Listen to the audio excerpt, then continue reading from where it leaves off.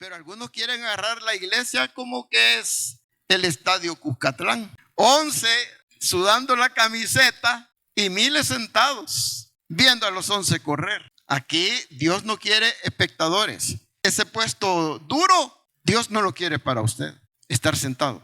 En el culto sí, pero en la vida ministerial no. Todos tenemos que estar activos.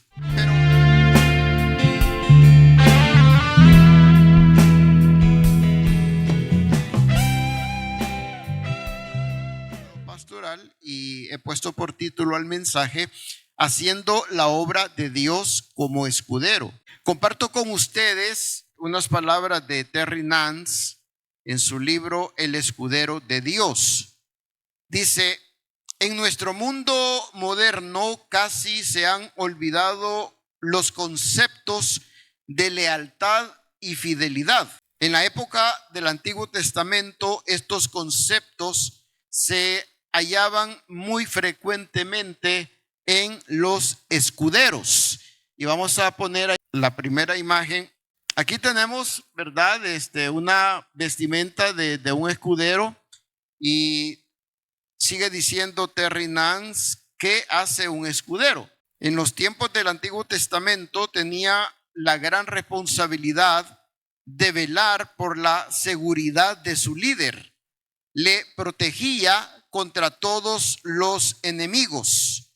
Estos escuderos estaban consagrados y dedicados a sus líderes y eran elegidos basados en su lealtad, sinceridad y valor, ¿verdad? Porque tenían que ser valientes y dispuestos a dar sus vidas por sus líderes. Ahora, eso en el Antiguo Testamento, pero en el Nuevo Testamento vamos a hablar de escuderos modernos. Y aquí la idea es que usted y yo podamos servir como escuderos el día de hoy y el día de mañana. Cada uno de nosotros tiene un ministerio diferente, dones diferentes, pero todos podemos hacer cosas en conjunto, como por ejemplo evangelizar y otras cosas más. Pero también todos podemos servir como escuderos de nuestros líderes y pastores. Lamentablemente, en algunos creyentes, la mentalidad no es la de servir, sino la de ser servidos. Si pensamos con relación a los pastores, no sé ustedes, pero en otras iglesias, algunos hermanos solamente están esperando ser atendidos, ser cuidados, ser servidos por los pastores, pero no están considerando a los pastores como objeto de cuidado, de servicio, de atención, cuando en realidad lo necesitan tanto como usted y como yo. La pregunta necesitamos hacernos y contestar es: ¿son los líderes y los pastores más importantes que el resto de la congregación? Y la respuesta es que no, porque todos valemos lo mismo. Fuimos comprados al mismo precio, la sangre de Jesús, pero sí son más estratégicos. Por ejemplo, no es lo mismo que un pecado de inmoralidad lo cometa alguien que acaba de llegar a la iglesia a que lo cometa un pastor. Son dos escenarios muy diferentes. Entonces, Dios sabe que los pastores son más estratégicos.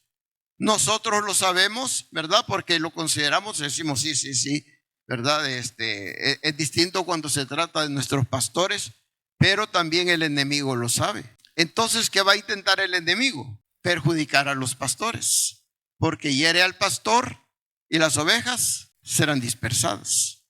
Recordamos la ocasión en que Jesús le advierte a los discípulos y se dirige a Pedro diciendo: Simón, Simón, Satanás os ha pedido para zarandearos. Satanás os ha pedido para zarandearos. Y ocurrió. No estaban listos, no estaban preparados y reprobaron el examen, ¿verdad? Pero eso nos hace ver, ¿verdad?, cómo el enemigo quiere perjudicar las vidas de los líderes, las vidas de los pastores, las vidas de los misioneros. Hace poco estuvo predicando aquí con ustedes el pastor Isaí Lemus y les compartí acerca de un pastor que se había quitado la vida. Y uno piensa, ¿qué impresión habrá causado en la congregación de ese pastor? Porque eso es un golpe fuerte, ¿verdad? Que no se puede comprender. Pero eso nos hace ver, por otro lado también, que los pastores muchas veces están pasando por crisis fuertes y nadie se entera. Porque ellos como humanos experimentan las mismas cosas que usted y yo experimentamos. Así que tienen las mismas necesidades suyas y mías. Por lo tanto, necesitamos convertirnos en escuderos de ellos para cuidar de ellos, porque no es lo mismo tener a un pastor que está arrastrando los pies a causa del desaliento o peor aún la depresión, que tener a un pastor fogoso, animado, entusiasmado. Son dos escenarios diferentes. Así que usted puede hacer la diferencia. Usted tiene el potencial para provocar desaliento en la vida de su pastor y de sus líderes, pero también tiene el potencial para llevar aliento, un aire fresco a la vida de su pastor. Es usted que va a decidir en qué dirección va a ir, cómo le va a usar el Señor o cómo le va a usar el enemigo. Lo interesante, hermanos, es que al revisar las escrituras, nosotros vemos a Dios muy interesado en cuidar directamente de sus siervos. No solamente esperando que otros lo hagan, sino Dios interviniendo. Y un ejemplo que vamos a considerar, que ya lo conocemos, pero es el de Moisés. Tenemos esta imagen ahí y la he puesto porque ahí está solo Moisés. Y es que en un momento de su vida, él llegó a sentirse así, solo, desanimado, deseando morirse, no suicidarse, que son dos cosas diferentes. Vamos a Números capítulo 11, versículo 1. Vamos a tener el contexto del pasaje. Y ahí dice: aconteció que el pueblo, acordémonos que están en el desierto, se quejó a oídos de Jehová y lo oyó Jehová. Y ardió su ira. ¿Por qué? Porque a Dios le indigna el pecado, ¿verdad? Le indigna cuando nos portamos mal. Ardió su ira y se encendió en ellos fuego de Jehová y consumió uno de los extremos del campamento. Entonces el pueblo clamó a Moisés y Moisés oró a Jehová y el fuego se extinguió. Mire la importancia de la oración, ¿verdad? En este caso, digamos, orando a favor de los líderes o orando a favor de los pastores. Y llamó a aquel lugar Tabera, porque el fuego de Jehová se encendió en ellos. Verso 4. Y la gente extranjera que se mezcló con ellos tuvo un vivo deseo, algo pecaminoso. Y los hijos de Israel también volvieron a llorar y dijeron: ¿quién nos diera a comer carne? Pero hermanos, no hay carne en el desierto. La vida en el desierto es una vida estéril. No vivamos en el desierto. Hemos sido llamados a vivir una vida abundante. Ellos están pidiendo carne. Nos acordamos del pescado que comíamos en Egipto de balde, de los pepinos, los melones, los puerros, las cebollas y los ajos. Y ahora nuestra alma se seca, pues nada sino este maná ven nuestros ojos. Este es el contexto. Vemos todo lo que ha pasado. Y otras cosas que pasaron en Egipto, que pasaron cuando cruzaron el Mar Rojo, que han pasado en el desierto.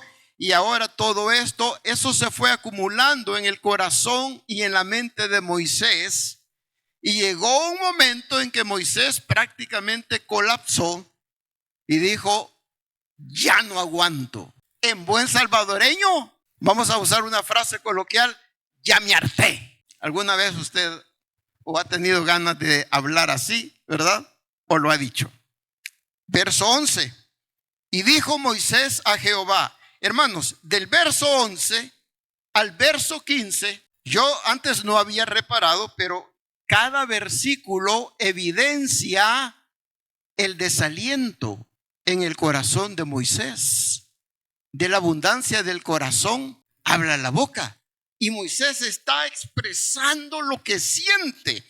Dice, dijo Moisés a Jehová, ¿por qué has hecho mal a tu siervo? Qué pregunta más rara para hacérsela a Dios, ¿verdad? Esa pregunta está chiflada. Pero cuando usted y yo no estamos pensando muy bien, así le oramos al Señor. Le hacemos unas oraciones bien extrañas. ¿Y por qué no he hallado gracia en tus ojos, que has puesto la carga de todo este pueblo sobre mí? Una cosa es llevar la carga en el corazón del ministerio y otra cosa es llevarla en los hombros. Cuando se lleva en el corazón, usted camina largas distancias, no hay problema. Pero cuando la carga la lleva en los hombros, entonces con el tiempo la carga se siente pesada. Y Moisés la había estado llevando en los hombros. Yo no sé por cuánto tiempo, hasta que ya no aguantó. Verso 12, concebí yo a todo este pueblo, lo engendré yo para que me digas, llévalo en tu seno, como lleva la que cría el que mama, a la tierra de la cual juraste a sus padres. ¿De dónde conseguiré yo carne para dar a todo este pueblo? Aquella era una iglesia, vamos a decir así, de 2 millones de personas, más o menos. Hermanos, si ya pastorear 100, 200 personas cuesta, ahora piense, 2 millones. Qué cosa más complicada. Entonces dice, ¿de dónde voy a conseguir yo carne para dar a todo este pueblo? Porque lloran a mí diciendo, danos carne que comamos. El pueblo acudía al líder, que era Moisés, y le decían, danos esto queremos. Y eso pasa a veces en la iglesia. La gente siempre está esperando que los pastores resuelvan todas las situaciones de la vida, pero es el Señor quien las resuelve. Verso 14, no puedo yo solo, por eso esa imagen, no puedo yo solo soportar a todo este pueblo que me es pesado en demasía. ¿Qué está diciendo? Ya no los aguanto. Yo tiro a la toalla. Desánimo, desaliento. Cuando usted dice, ya no más. Hermano, voy a entregar el ministerio. ¿Por qué, hermano? Mucho problema. ¿Alguna vez lo ha pensado? ¿Lo ha dicho o lo ha hecho? Algunos sí. Porque mire, tratar con gente es problemático. ¿Y cuál es la evidencia de que tratar con gente es problemático? Usted y yo somos la evidencia. Los demás son como usted y son como yo. Pues sí está complicada la cosa. Por eso la Biblia dice, aguántense, tolérense, ámense, porque así somos. Como diría alguien en buen salvadoreño, así somos de bayuncos. Pero ahí tenemos que soportarnos en amor, dice la Escritura. Verso 15. Y si así lo haces tú conmigo, yo te ruego que me des muerte, si he hallado gracia en tus ojos y que yo no vea mi mal. ¿Qué le está diciendo?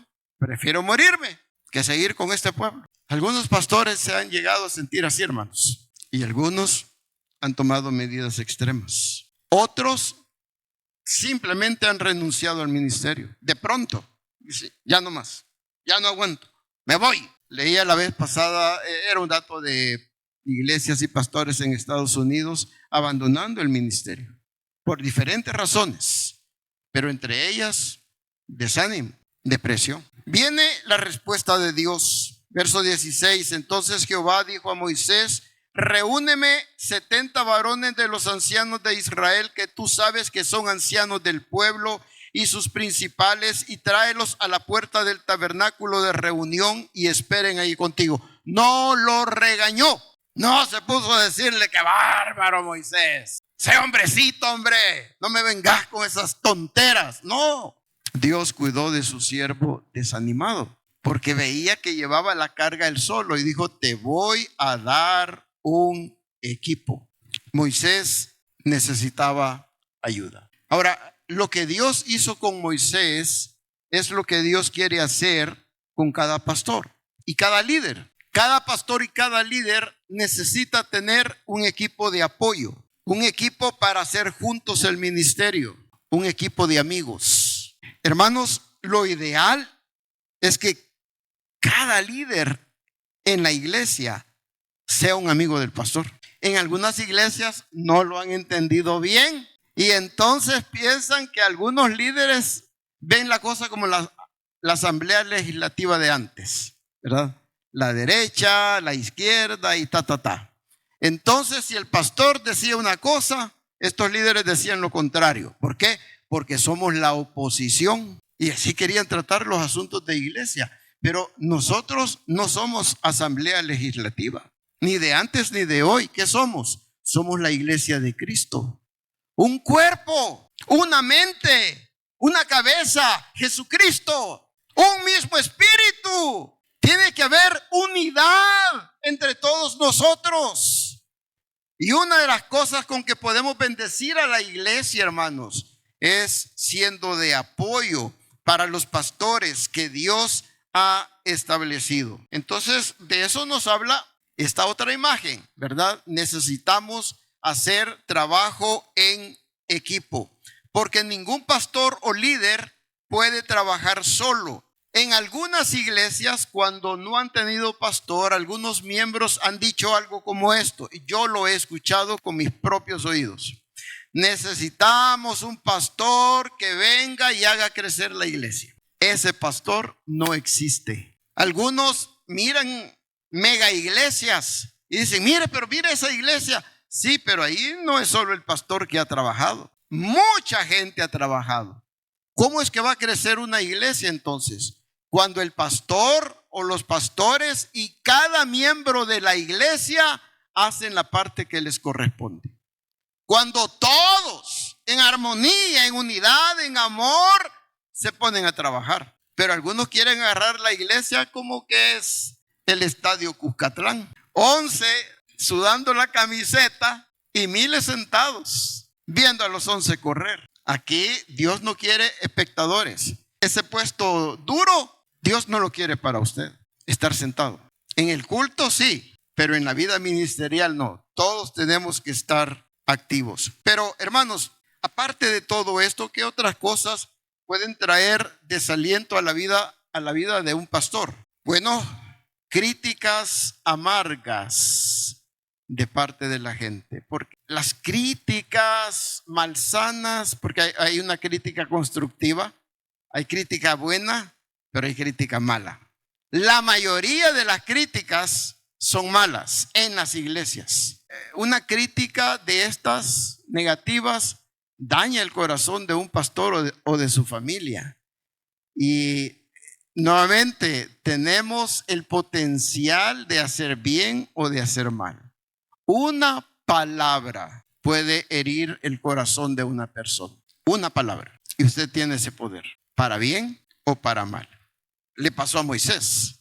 En Números capítulo 16, verso 1, Coré, hijo de Izar, hijo de Coat, hijo de Leví, estamos hablando de levitas, y Datán y Abiram, hijos de Eliab, y On, hijo de Pelet, de los hijos de Rubén, el primogénito, tomaron gente. ¿Qué significa que tomaron gente?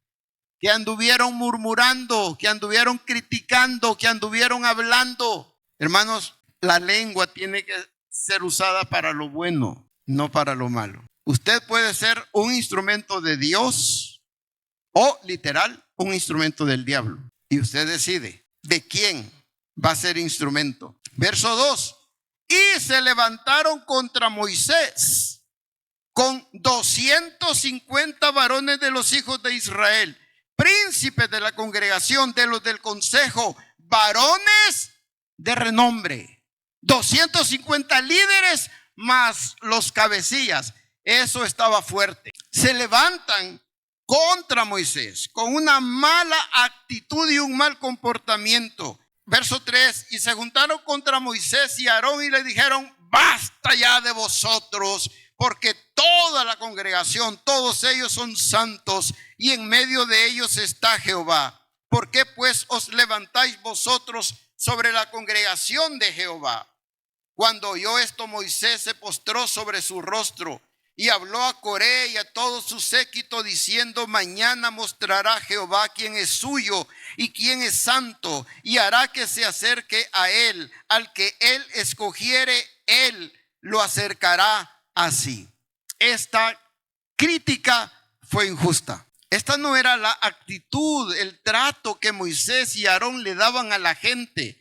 Claro, un líder tiene que usar la autoridad que Dios le ha dado, porque si no, no es líder. Pero hay gente que no quiere que le digan nada. Hay gente que no quiere ser dirigida, que quiere vivir como macho sin dueño. Entonces, cuando recibe dirección no le gusta. Y aquí tenemos a este grupo, al cual Dios trató de una manera muy fuerte. Usted conoce el contexto. Dios les quitó la vida a todos como una medida disciplinaria. Pero, hermanos, esto duele. Duele en el corazón de un pastor, de la familia del pastor, de la esposa del pastor. Estas son cosas fuertes. Ahora, hablando a los pastores y a los líderes, no te puedes escapar de esto, ¿verdad? Van a hablar mal de ti, aunque hagas las cosas bien. Si no, es como decir, si no, no tiene gracia. Jesús no se escapó de la crítica. Es más, algunos decían que él engañaba a la gente y que se quería aprovechar de la gente. Lo mismo dijeron de Pablo, lo mismo dijeron de Moisés, y lo mismo van a decir de ti. Entonces, ¿qué hay que hacer? Pues estar preparados en el sentido de que esto va a ocurrir tarde o temprano. Va a haber gente que va a hablar mal de mí, y a veces los que terminan hablando mal son las personas a quienes más se les ha ayudado. Cosa curiosa, pero así es de especial la naturaleza humana. Así que lo importante es guardar el corazón, ¿verdad? No tener resentimiento, sino perdonar de todo corazón a las personas que se portan mal. Y en el caso suyo, si usted dice: pero mire, hermano, yo tengo una cosa que le quisiera decir al pastor o a mi líder, porque yo veo ciertas fallas aquí que hay que tratarlas. Sí, está bien, no hay problema. La Biblia nos da espacio para eso, pero también nos enseña cómo hacerlo. Por un lado, hágalo a solas. Hágalo de manera respetuosa. Hágalo con la intención de ayudar, no de dañar. Y hágalo, y esto cuesta, sin chisme, porque la lengua suya y la mía se quiere salir. Hay que tenerla bien amarradita para que no se zafe. Hay otros problemas que van a afectar el corazón y traer desaliento a la vida de un pastor, como problemas económicos, dificultades familiares, como problemas de salud, problemas en la congregación. A veces hay malas actitudes o a veces hay pecado, y esto también afecta el corazón. Y cuando hay pecado, el pastor tiene que intervenir, tiene que tratar aquello, y a algunos no les gusta. No les gusta.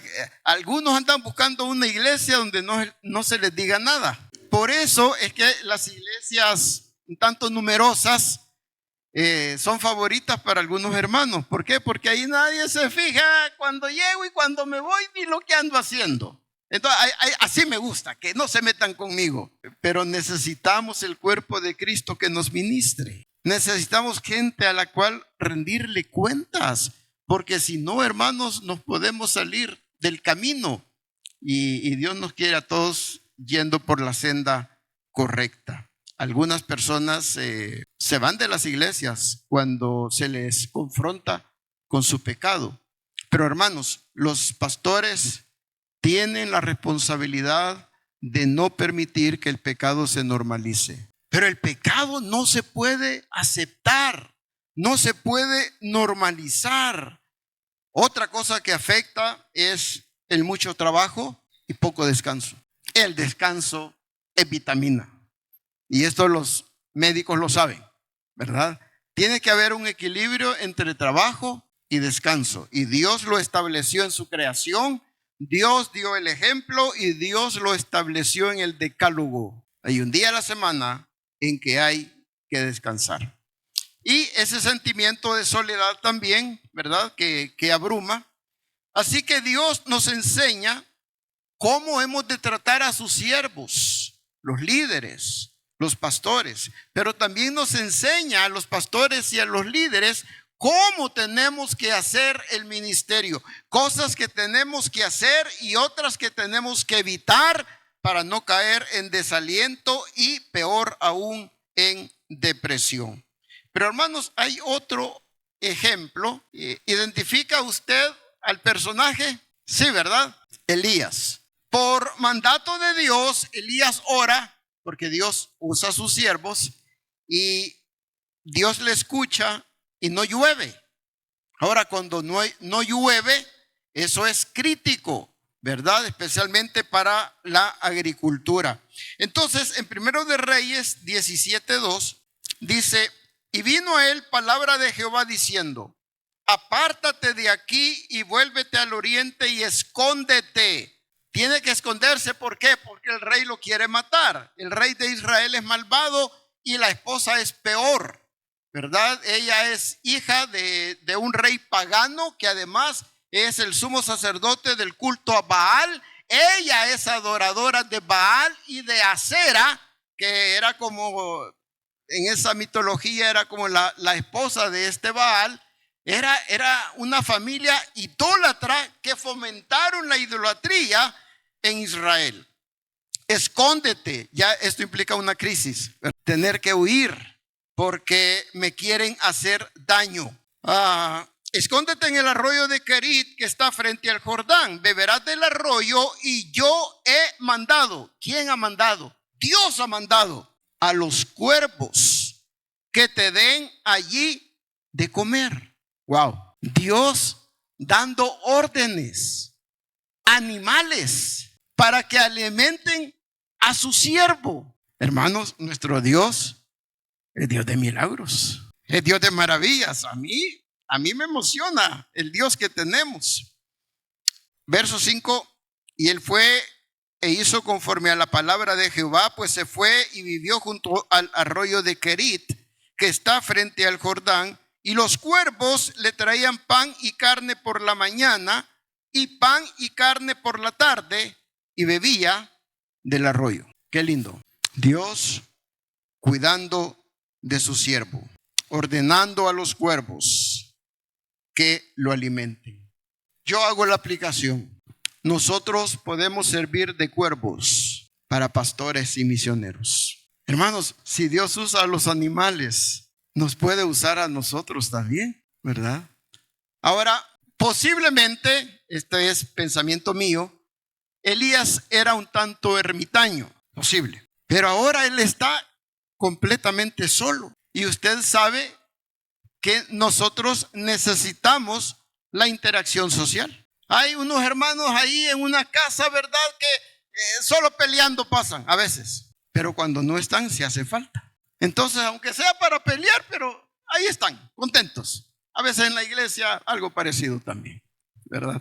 Pero ahí estamos. Pero usted viviendo en una isla solo, sin celular, solo imaginarlo, en una isla sin celular, casi ataque ya. Él está solo. ¿Qué pasaba cuando llegaban los cuervos? Yo me imagino que Elías se alegraba por ver a los cuervos y por ver la comida también.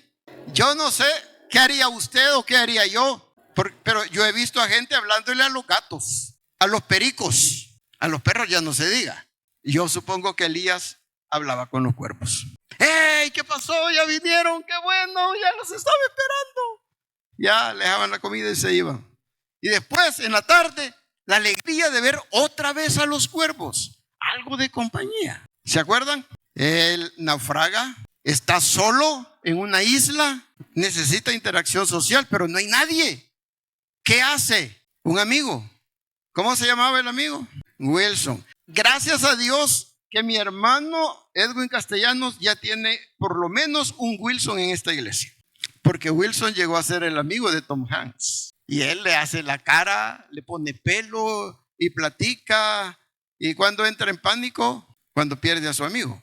Esto me hace pensar los pastores necesitan amigos, gente que esté cerca de ellos, gente que los quiera. Tal vez usted no va a llegar a ser gran amigo, gran chero del pastor o de la esposa del pastor, pero los puede querer, los puede bendecir. Usted puede hacer una diferencia en sus vidas, ya sea porque guarda distancia o porque se acerca y bendice. Y aquí no es suficiente solamente con tener buenas intenciones o tener un buen corazón. Hay que dar pasos de acción, hay que demostrarlo, hay que hacer sentir. Cuando usted hace sentir amor, cariño a una persona, usted está bendiciendo a esa persona. Porque a veces tenemos la imagen del pastor invencible, incansable, ¿verdad? El superhombre, el Superman. Y eso es falso. Ese líder no existe. Moisés, uno de los grandes líderes del Antiguo Testamento, se desalentó y quería morir. Los pastores de hoy también pasan por periodos de desaliento, algunos de depresión. Yo supe de un misionero que cayó en depresión y le costó 1 año recuperarse de la depresión. Lo conocí, me consta, porque lo vi en esa condición. Estamos hablando de cosas reales, donde usted y yo, si servimos como escuderos, cuidadores de nuestros pastores, misioneros y líderes, hermanos, vamos a ser de mucha bendición. Eso puede empezar este día, quizás con una palabra, un gesto. Y ya no digamos lo que podemos hacer más adelante. De alguna manera posiblemente ustedes ya lo vienen haciendo, pero el desafío es, igual que en la venta en los negocios, ¿verdad? Donde las metas van subiendo. El desafío es, ¿qué más podemos hacer? ¿Qué más? Que el Señor nos dé dirección para lograrlo.